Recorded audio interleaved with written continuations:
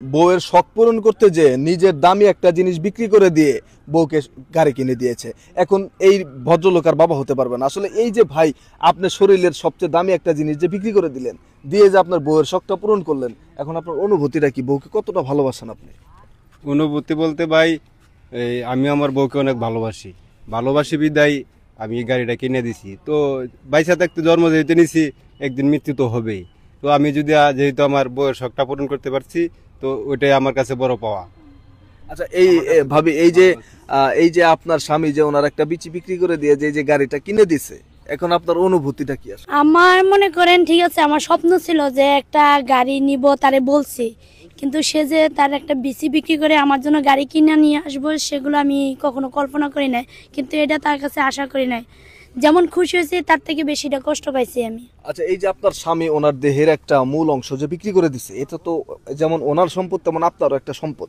এখন এই যে উনি কাজটা করলো, এখন আপনাদের ভবিষ্যৎটা তো অন্ধকার, আপনাদের তো বাচ্চা কাচ্চা হবে না। আসলে এই ব্যাপারে কি বলতে চান আপনি?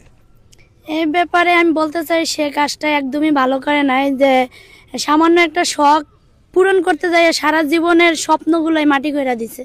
আচ্ছা, এই যে ভাই, আপনি আপনার শরীরের দামি একটা প্রোডাক্ট বিক্রি করে দিয়ে এই যে আপনি গাড়িটা আপনার বউকে কিনে দিলেন, এতে তো আপনার বউ খুশি না, তাও আপনার লাভটা হইলো কি? লাভ বলতে ওই যেহেতু আমার কাছে চাইছে, আমার সমর্থ ছিল না, বা আমার বাবা এত সম্পদ রাইগা জানে যে আমি সম্পদ বেচে কিনে দিব।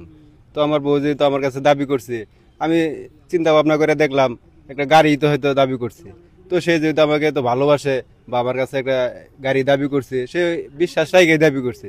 তো সেই বিশ্বাসে উপরে রাইগা আমি তার একটা গাড়ি কিনে দিছি। তো আমার যে একটা অঙ্গ আমি নষ্ট করে ফেলাইছি, ওই তাতে আমার কোনো আফসোস নাই।